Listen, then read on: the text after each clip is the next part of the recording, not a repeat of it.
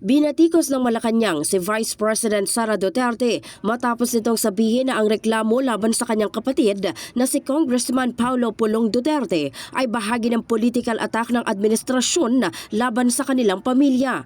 Ayon kay Palace Press Officer Claire Castro, imbes na magbigay ng malinaw na paliwanag, muling ginamit ni VP Sara ang isyu ng pumupolitika bilang dahilan sa mga kasalukuyang kontrobersiya na kinakaharap ng kanyang kapatid. As I have said during the last press briefing, that the Vice President should have at least leveled up in her discussions, in her responses, in certain issues. Hindi siya nag-level up. Mas parang bumaba pa.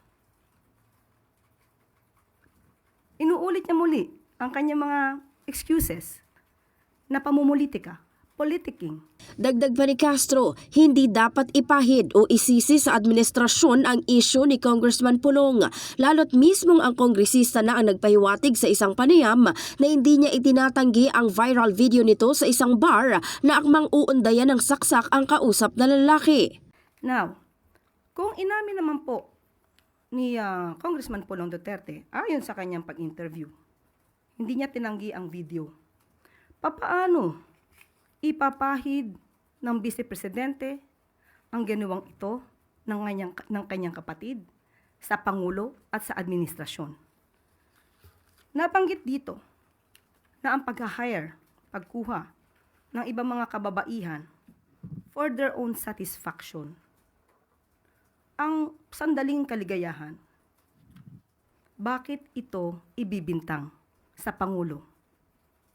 Hindi ba dapat sagutin na lamang nila kung ano ang complaint?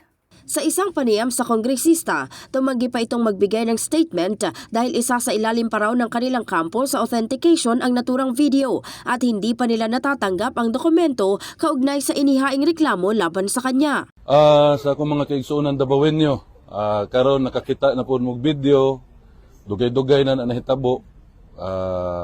Sige lang, di ko magbuot o niya giingnan po ko sa abogado kay hantod karon ila pang i-authenticate kung asa gikan ang video. So di ko kara himo og statement ana kay wala pa mi kadawat og dokumento nga gipailan kog kaso.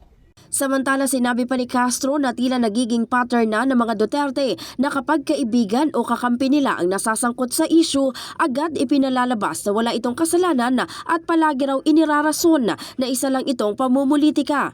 Sa huli binigyang diin ni Castro na dapat sagutin ni Pulong ang reklamo laban sa kanya.